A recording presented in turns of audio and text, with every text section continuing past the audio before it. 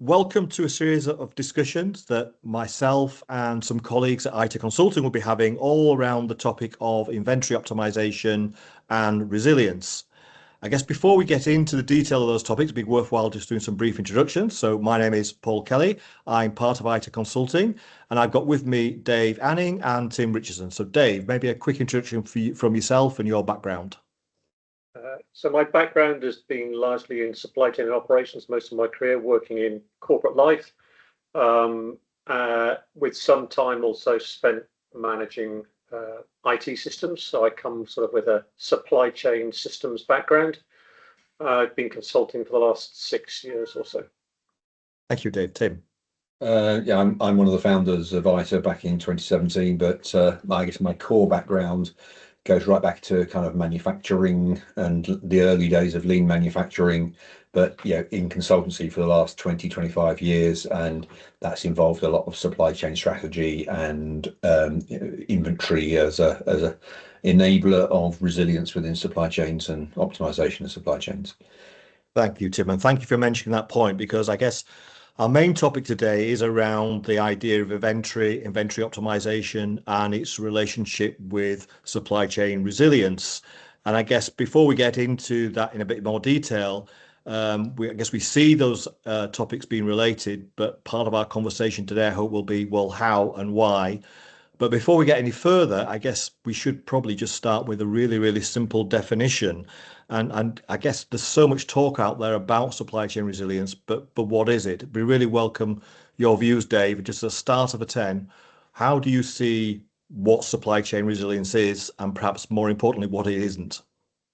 So for me, supply chain resilience is really sort of about elasticity, or the ability of a supply chain to be disrupted or knocked off course, and for it to be able to bounce back or return to its normal state, and how quickly it's able to do that. Really, we try and think about it kind of in 3 parts. So the first one is sort of, within resilience, we think about resistance. So how far off course does it get knocked by a disruptive event? And then, recovery, how quickly can it get back to that stage? And then, if you like, closing the loop on the resilience piece is, how do we learn from that experience? How do we adapt and then improve the supply chain to kind of make it more resilient going forward?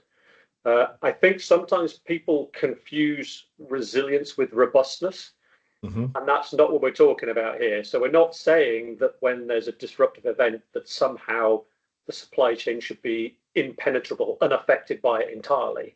It just doesn't work like that. There's no way to eliminate all risks. And so you're never going to be in a point where you can say that somehow the supply chain is so robust that it can never be disrupted by an external or indeed an internal disruption of some sort. And it's not as simple as just saying, I'll have a plan B.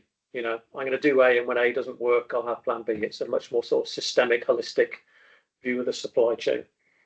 I think sometimes when people think about misconceptions, they think about resilience as hoarding. I'll just have piles of inventory and that will solve the problem. And maybe that brings us on to the whole question of inventory optimization. Piles of inventory are generally never a good idea. People that may remember the analogies of sort of rocks in a riverbed and streams, it just covers up a multitude of sins. It ties up lots of working capital. Sometimes people think about diversification, and that can be a good strategy in terms of resilience. So can I have 2 suppliers rather than 1 to give me the same parts? That's great, but make sure those two suppliers don't share a common supplier further up the supply chain. So, can be a useful approach, but make sure you've done your homework. Sometimes people think of it as a technology thing. We'll just invest in a better ERP system or a better tool to solve the problem. And again, tools can help, but they're not sort of in and of itself a complete solution to the problem. And then I think sometimes people think of resilience as being the opposite of lean. And actually, I would see them as being very much bedfellows. That the more resilient your supply chain, the leaner it can be. And the leaner you're supplying generally reflects the fact that you've built something that's very resilient. So I think those two kind of go hand in hand.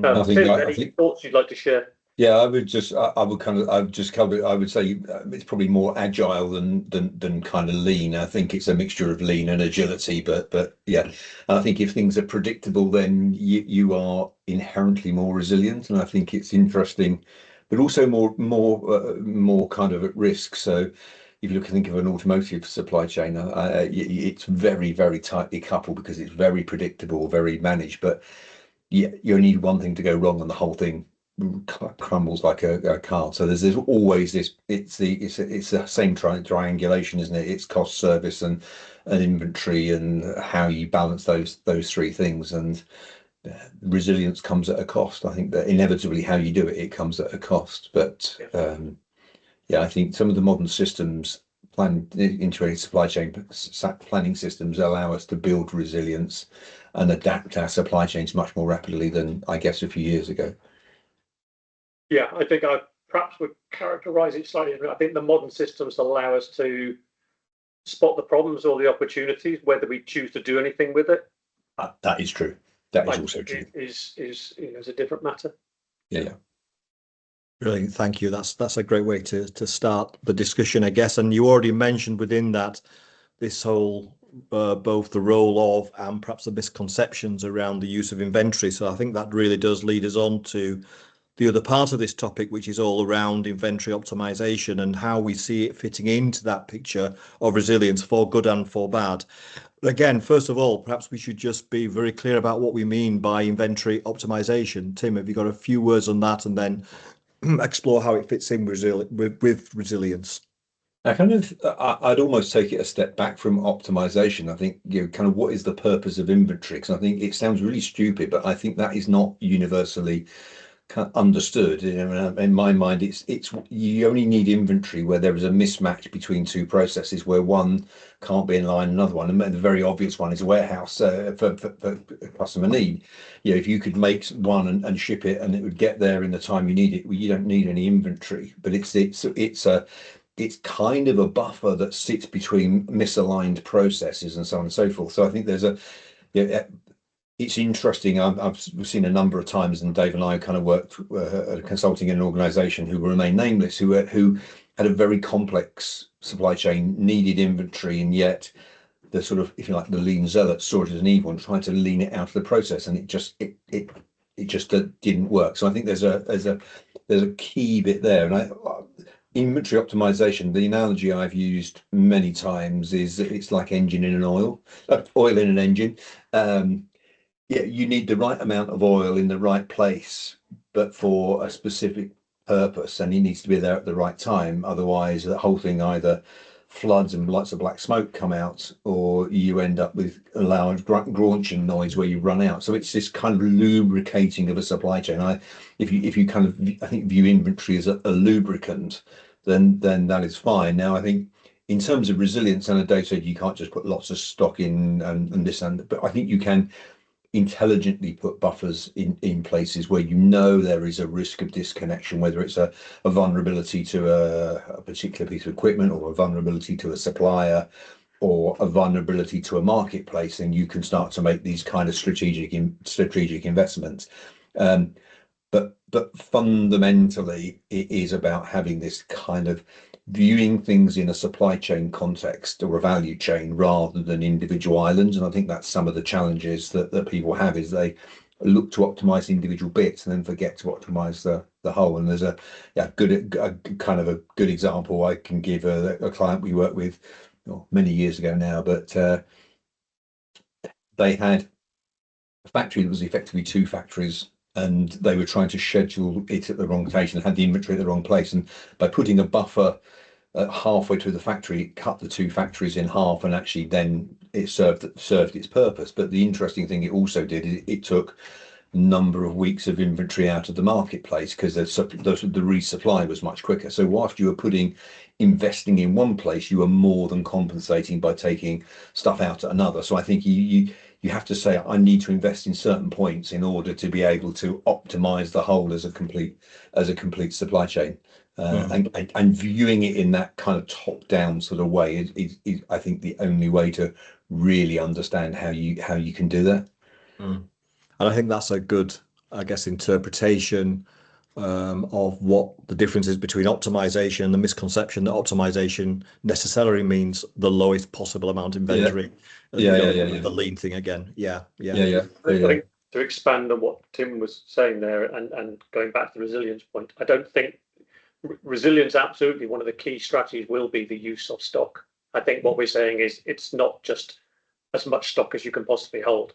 And I think what Tim was talking about is the targeted use of stock. Identify where you need it and put it there for a specific reason. And too often when we are invited to go and work with companies, we see that inventory is the consequence of something rather than being there for a specific purpose. So as a result of other parts of the business process being out of control, you end up with surplus inventory or not enough inventory and poor service, as opposed to taking a much more proactive approach and saying, I recognize I have some constraints. I recognize I have some need to build resilience. And therefore, in a very targeted and controlled way, I'm going to place inventory here in order that I can deliver the service my customer wants at a cost that I find acceptable. Yeah, and it's that sort of triggers a thought of a client of a few years ago who used the terminology of inventory entitlement, and I think that's quite a good way of viewing it. Is what do I actually need in order to operate this supply chain with the constraints that exist today? No more, no less, but you have an entitlement. It's not just an absolute minimum. It's. I think that's quite a good way of kind of recognizing it. I think you both mentioned some of the benefits of why managing inventory well and in an optimized way can be a benefit to the business. Are there any other kind of benefits that you can see from the kind of optimization of inventory? But I think the obvious three are always, working capital cash. If I have too much, I'm tying up my cash. Service levels. With the right inventory in the right place, I should be able to offer better service to my customer, which you would hope would then result in, winning more business, winning more profitable business, growing my business. But it can also affect operating costs. So if I don't have enough stock in the right place in my supply chain and frequently find myself needing to expedite stock from A to B with expensive freight methods, my costs go up. And I think perhaps one of the things that perhaps gets people would resonate well with people, but perhaps doesn't get thought about sometimes when you think about, the reason for inventory and the consequences of not being right, it ties up management time. So the lack of getting this right typically causes lots of management effort in why is our service poor? Why have we got too much inventory? Why? Yeah. And all the time we're doing that, we're not focusing on driving the business. So the flip side of that coin is when you can get it right, we start to get predictability. Yeah, and it takes just so much. It takes a lot of noise out of the day-to-day operation. It's the noise, isn't it? Exactly right. Yeah, and I've actually I think it's really interesting. I've seen numbers of businesses where if we talk about aftermarket, which is kind of you don't know what the demand is going to be. You can do it statistically, but particular machines break down at particular points in time, so you've got to have it at that point in time.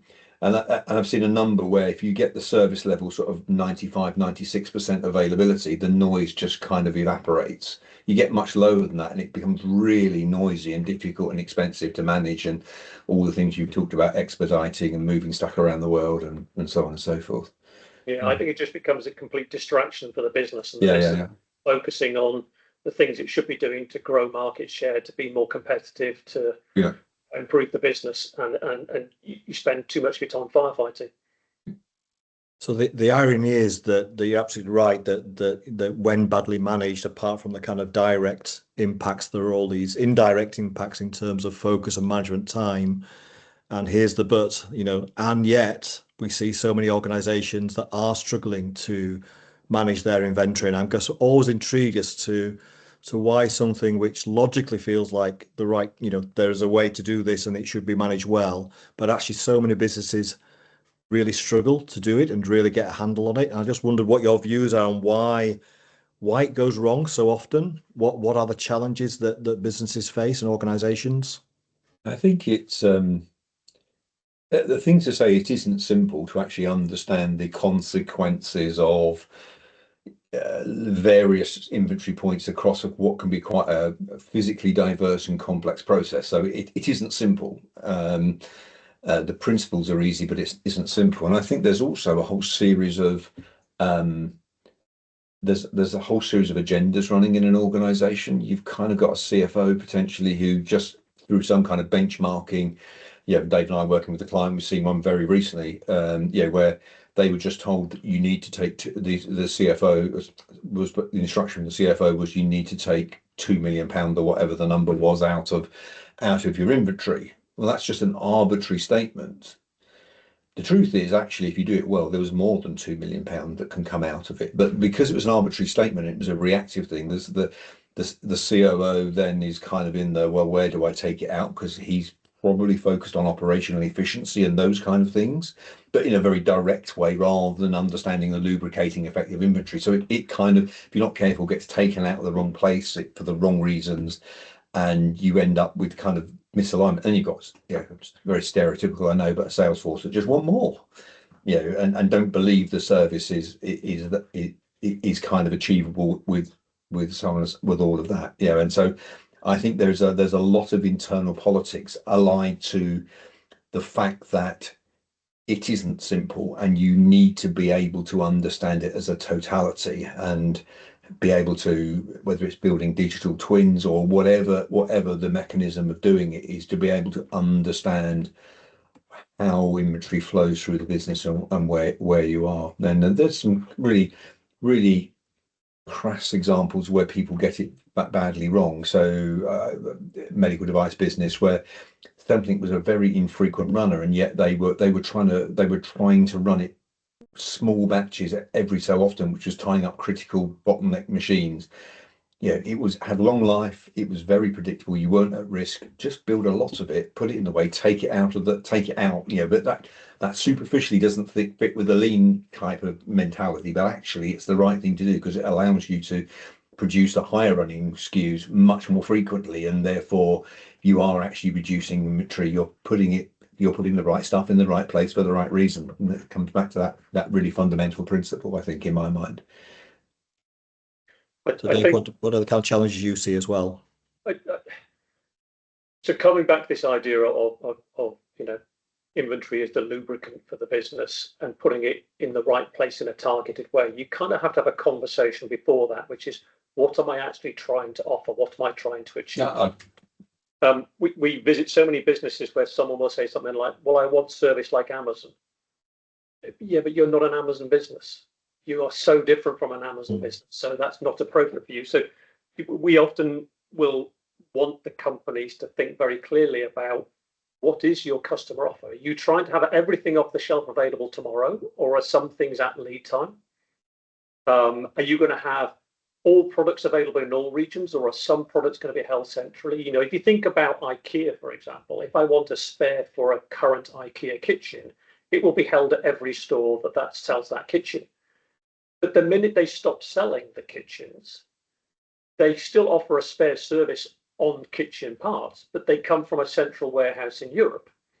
Now, they may take a few extra days to get there, but the service is there. And that's sort of the whole strategy and thinking through, what is it I'm actually trying to offer? And then going back to that tough sort of equation is trying to balance between how much working capital can I afford, what service level do I want to offer, and how much cost can I bear in terms of delivering that service. Every business has to make that choice as to where they sit in the sweet spot in those 3 points. And it's different for every business. And if you haven't done that first, then I don't see how you can set an inventory policy that delivers that. So you have to answer that question first and then said, right, in order to deliver that, we now have a better idea of where to put inventory. And the reality is most businesses have multiple supply chains, so there'll be multiple balances within one business. It won't be one balance. Here's our balance point. It'll be several balance points for different points of the portfolio. The IKEA stage was that. And we did a review 12 months ago of quite a complex supply chain, and the overriding conclusion was you don't know what you haven't got a coherent market offering. Until you've got the coherent market offering, how can you design a supply chain to support it? Because you've got an infrequent seller which had a part which is quite expensive on a 50-something week lead time, and yet you're offering it in 8 weeks. So who's going to underwrite that's part for something you very likelihood will end up just getting thrown away? So there's some these are kind of, it's a technical subject, but they are tough market and business decisions that you need to make in order to get the right balance. Yeah. The other thing I was struck with, Dave, that earlier you mentioned the idea that inventory is quite often the consequence. And in my mind, I was immediately thinking, yes, it's the consequence of usually many people's decisions, unintended or not. And I guess I wonder if there's something there around the questions of accountability and the fact that inventory as a problem, if you like, and an opportunity is a very cross-functional I think it's a discipline. very valid point. I think often inventory is it's seen as being the domain of operations or supply chain, that they should manage it. And I think that is true. They should manage it. But they're managing it on behalf of the business, and the business has to set the framework for that and say, this is what we're trying to achieve. And therefore, in order to achieve that, please tell us how much inventory we need. And supply chain and operations should be able to answer that question. And then the business has to look at that and say, that's the level of inventory we feel we can afford and is appropriate. So we're happy with that. Please execute, and we will measure you against that. What the business can't do is sort of abdicate that decision and say, well, we don't like the number, but we still want the service. You're asking for the impossible then. And so I think just being clear about sort of accountabilities and responsibilities in this space is very true, and making it. And I think you're right. Inventory is the consequence of decisions, but I could also argue it's the consequence of an absence of decisions, of people not wanting to take the difficult decisions, and sort of obfuscating or pushing it off and hoping the problem will go away. I think you also get, and Tim talked about some of the conflicting pressures in business. Just to pick up on another one, oftentimes we measure our purchasing or procurement organizations on achieving the optimum standard cost or the optimum purchase price for something. And a way to do that quite effectively is to buy a larger quantity, as I get discount the volume. Well, if it's a product I use a lot of and regularly, that may be entirely appropriate. But if it's a product I use once in a blue moon, maybe I don't want to buy a large quantity where the piece price each is low, because the consequence is in 2, 3, 4 years' time, I'll realize I've got a whole bunch of obsolete stock. And now really the true cost is significantly more. And worse than that, because you probably factored in the lower cost into your product price when you're serving it anyway. So, in many industries, the material cost is 70-80% of the total. And if you've got a completely misaligned cost, then you're fooling yourself. You're making margin that in truth you're not. So I think a better way to look at that is to say to the procurement, we need to look at the total cost of that part over its life, including the risk of any obsolescence at the end, and change how we buy it through its life. And often we see that doesn't happen. So very often when I talk about inventory being the consequence of an absence of decisions, is at some point a new part gets created and someone sets it up in your business system. And then they never go back and challenge the settings that were put into that system many years before. Now, it might have been many years before we were making or selling loads of these things. And that presumes the logic when you did it is right anyway. I mean, you come into the concepts then plan for every part. So there is a structure, and every part fits in that structure in some way or other. It can move over time between various bits of it, but it does sit and has a defined plan for that part. And that is quite often absent in businesses, isn't it? Yeah, well, I think that recognition of it, you say it could move. I would expect it to move over time. I think we're all very familiar with the idea of, at a finished good level, a product has a life cycle. When I initially launched it, maybe depends on the product. If you're talking about the gaming industry, when they launch a new game, I think something like 95% of all sales happen in the first 2 weeks. Yeah. In another product, it might be initially I sell only a few, and very, very gradually I build a market share and I build up to serious volume over several years, and maybe the product lives for decades and dies slowly. But fashion industry, if you're in the fashion industry, your product life cycle might be 3 months. Yeah. And so recognizing all these things and then looking at, well, if that's what's happening at the finished good level that I sell, well, what's happening with all the raw materials and components that I'm buying to go into that? How am I managing the life cycle of those to kind of mirror what's happening in the marketplace? The fashion industry is a really interesting example, because you've got the high fashion, you've got very short window of actual sales, but you've got a very extended supply chain. Yeah, so and you've also got very low cost. and low cost. So actually, you're making decisions of what you are going to sell a long time ago, and you have to live and die by those decisions. And I remember, the key in that marketplace is, the root of profitability is how much you discount and how deeply you discount it, because that's your equation. So I think those things are really interesting, as opposed to something that's a very long-lived engineering product where you're just working a completely different set of dynamics. Yeah. And Dave, just to pick up on an earlier part of that discussion around the kind of cross-functional nature of this, I guess what you alluded to with the procurement example was also this idea of, if you've got misaligned objectives, that then also can lead to some of these consequences. And the reason for kind of raising that is maybe leading on to the next question, which I think you guys have started to explore anyway, which is, we understand some of the challenges, but how do you go about implementing? I'm going to need to break for a second. I need to go. Someone's at the door. I'll be. See what AI makes of that one then. Oh my God, yeah. We're not showing the full video then.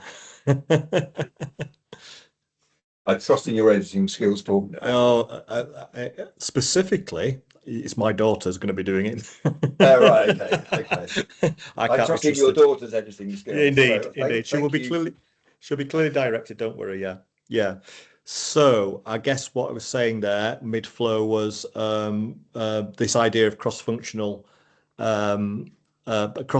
challenge, misaligned objectives, and already starting to talk about the fact that, okay, that these are the challenges, but where do we go in terms of implementing, making a difference? So the opening question, I guess, is how do we go about addressing the problem of getting better inventory optimization? Where do we start? Yeah, so let's start with the sort of misaligned objectives, because I think, how do I optimize inventory if I don't know what I'm optimizing it for? So this goes back to ultimately my customer offer. What am I trying to offer to the marketplace? And somewhere the business has got to get aligned on that, so everybody has a shared understanding of that's the service level we want to offer. These are the products we want from stock. These are the ones at lead time, be it potentially a reduced lead time or a full lead time, whatever it happens to be. How am I going to service OE, original equipment, versus aftermarket? All these kind of questions need to be factored into it. Is it the same in all markets, in all global territories?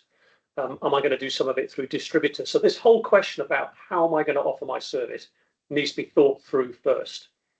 Once you've got that, then you can start to apply well-known inventory calculations and techniques to determine what is the right level of inventory to give you that supply chain resilience. But that presupposes the data you're going to use is good quality data. So one of the things that we often find we need to do with clients is help them scrub their data. What is the master data like? And we're looking at it from two perspectives. The transaction history. So history is our best indicator of probably what's going to happen in the future. So if we're trying to think about what's the right level of stock to hold in our supply chain, what does history tell us? So is the transaction data good? Does it properly reflect what we have done and what the customer wanted? Is our master data good? Our lead times, our MOQs, our lot sizes, our lot multiples, our scrap rates, whatever they may be, if that stuff isn't accurate, we're building on sand. We're going to do a bunch of calculations and it's not going to give us the right answer. The next thing we can do is think about, where is the money? So Pareto is alive and well in every business we've looked at. And generally, you can say that 20% of the parts will represent 80% of your cost or 80% of your revenue, depending on whether you're looking at kind of the purchasing side or the outbound sort of sales side. 15% will be so 20% of your parts will give you 80% of your revenue. The next, the math's right, 75% of your parts will give you 15% of revenue. The last 5% or will give you, sorry, the last 85% of the parts will give you 5% of the revenue. So you get this sort of very biased curve that says, if I really want to think about how do I manage my working capital, a small number of parts is where most of the money is. So managing them well really helps. The C-class parts, you know, where it's 80% of the parts is only 5% of the revenue or the cost, I can afford to carry a bit of extra inventory on those. I can afford for there to be a few extra washers, nuts, bolts, whatever it happens to be in the bin. It doesn't matter. But on some very high value part, I really don't want to do that. And then I also want to think about what is the usage pattern for a part, or the sales pattern for a part. Is it something that I see happens? I see regular demand every week, every day, every month. I can see regular demand, because if I can see regular demand, there's a good prospect that it's predictable. I have some sense of what the demand is going to be like in the future. Whereas I may have parts that I see demand once in a blue moon. How do I plan for those? What is the risk of having stock for those? If that demand, will that demand ever repeat? Will it be the same quantity? Will it be significantly more or significantly less? So thinking about these two dimensions of sort of cost and predictability, or we talk about variability of demand, you can basically build what we would call a 9-box. People will sometimes have heard it referred to as the ABC XYZ, or ABC runner, repeater, stranger. And every part through analysis can be put into one of those boxes. So you begin to understand there are a collection of parts that represent most of the money and are quite predictable in nature. And therefore, I can invest in putting inventory into the supply chain where it's required to lubricate the process, and do it at low risk, because it's regularly being used. The inventory is going to turn over quickly. Because it's turning over quickly, I can have a relatively small amount of that oil, because it's a well-honed machine, which means I'm not putting a lot of high valuable capital in there. My low value parts, doesn't matter if I've got a bit of surplus in there, because they're low value.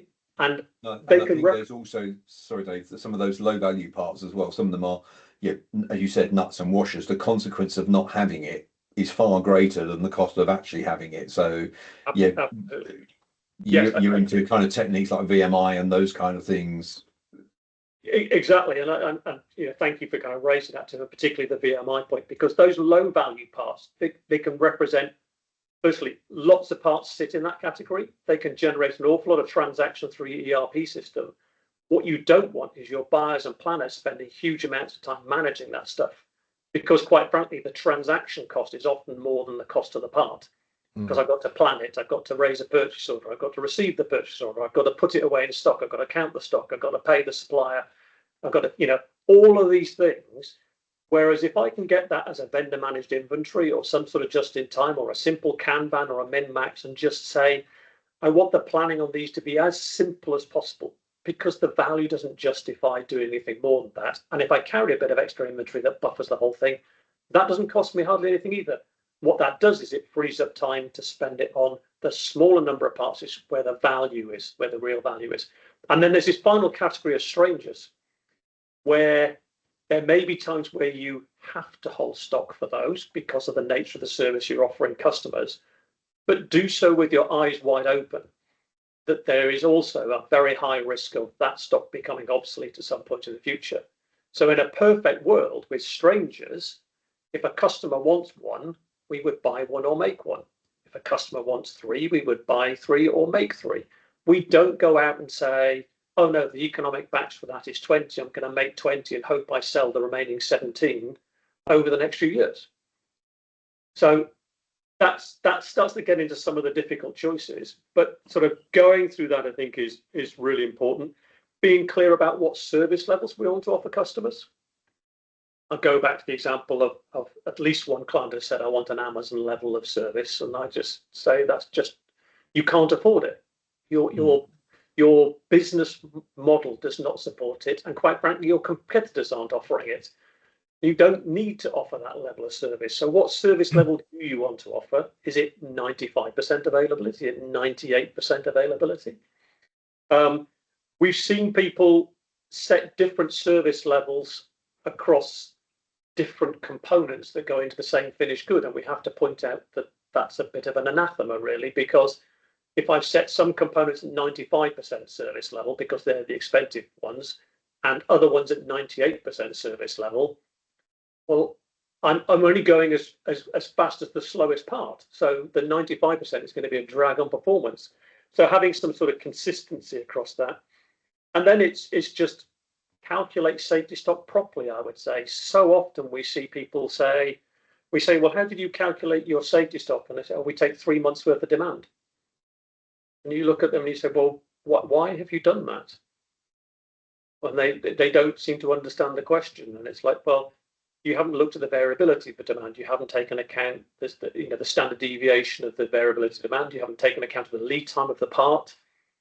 Because maybe some of those parts, the lead time's only 1 week. Why are you holding 3 months worth of stock? In another case, the lead time might be 6 months. So there's a very simple calculation, but to Tim's point earlier, applying that calculation in a thoughtful way across the business is not straightforward. And I think I think it shows the lack of real understanding about the subject in many businesses, that the role of safety stock is not understood. I mean, quite often it is, including MRP systems, which says as soon as you get below the safety stock number, it wants to replace it immediately. But that's not really its purpose. The purpose is it's to buffer what you think might be happening and the volatility, so that you're always buffered against it. And I think that again, when you have lots of conversations, those fundamentals of what you're setting, not just what the right number is, but what the purpose of that number, that field is, and what that attribute is quite often not understood, and as well as it could and should be. So it feels like from your answer there, Dave, there's a lot of kind of data-driven approaches and logical conclusions that you can reach about how inventory can be managed better in any business. But we also touched upon earlier this idea that it's quite cross-functional in nature. Accountability is key. You mentioned just then about people, perhaps in quotes, not understanding. So it feels like there's quite a lot of people and organizational implications as well to actually making a difference within an organization. So Tim, I wonder if you could maybe say a few words about the kind of, from your perspective, the organizational both issues and implications there are in terms of implementing a better managed inventory strategy. Yeah, I mean, I think what the first thing to say is that in many organizations, you don't actually see the inventory holding being reviewed very often or very scientifically. I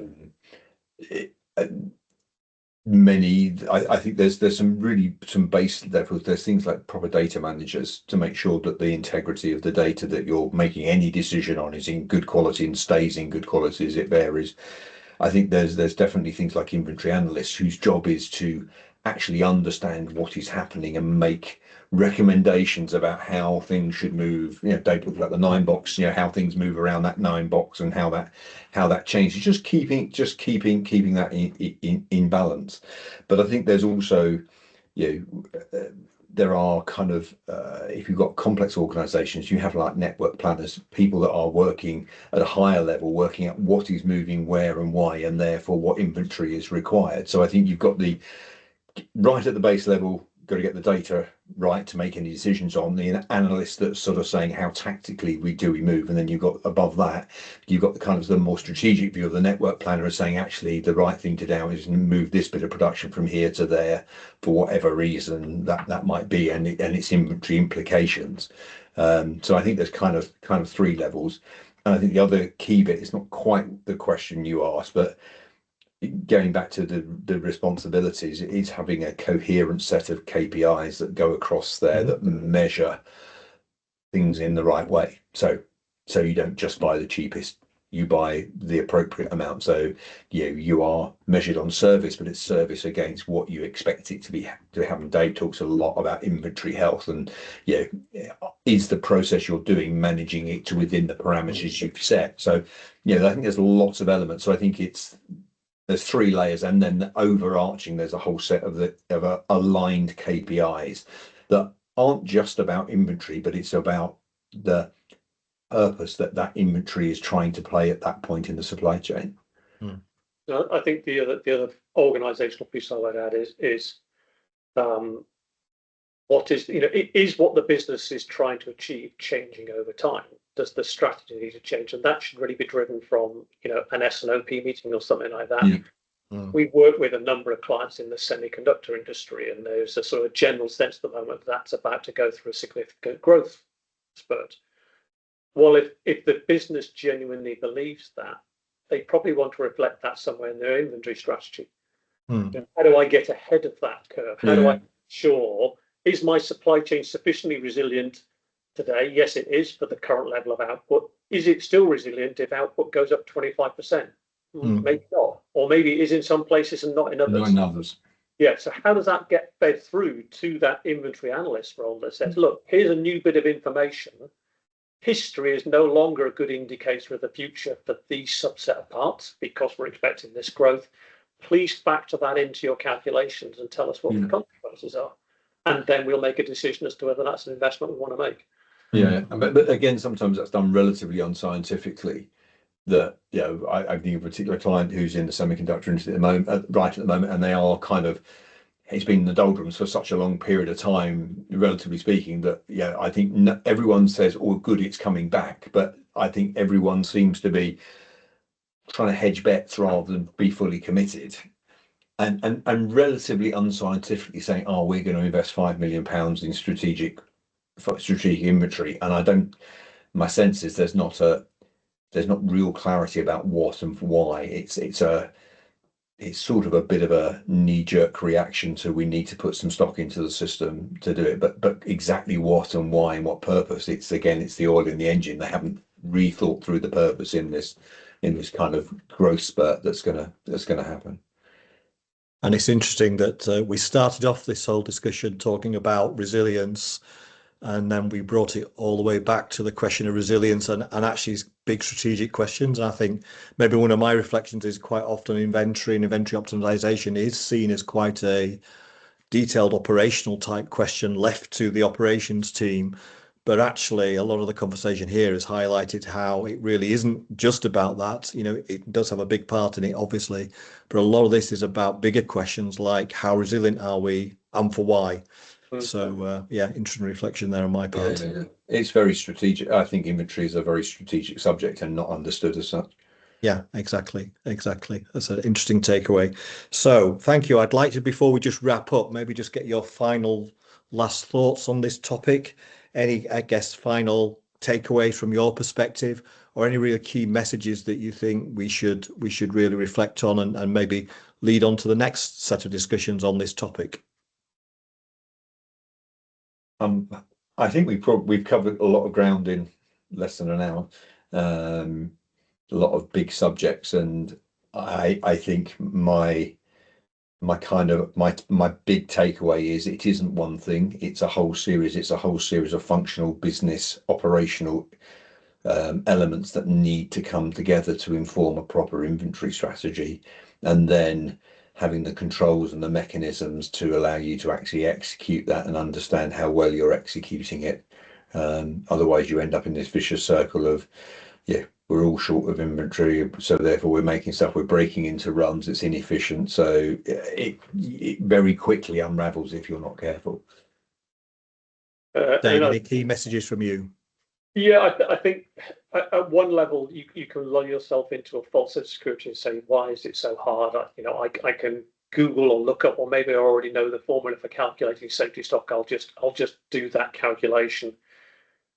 But the reality is we need to look at what's the culture in the organization. Do we have the right capabilities? Have we got the right organization? Are the right decisions being made in the right place? Has someone actively decided what the policy of inventory is? Is that lined up with our customer offer, our policy, what we're trying to service our markets with? How are those markets changing from one month to the next? It's a very dynamic problem. And so I think whilst at one level, each element of it is a fairly straightforward set of calculations, it's the application of that in the context of a business that is often the harder bit to solve. And making sure it's applied in a way that it best serves the business. Great. Thank you, Dave. Thank you, Tim.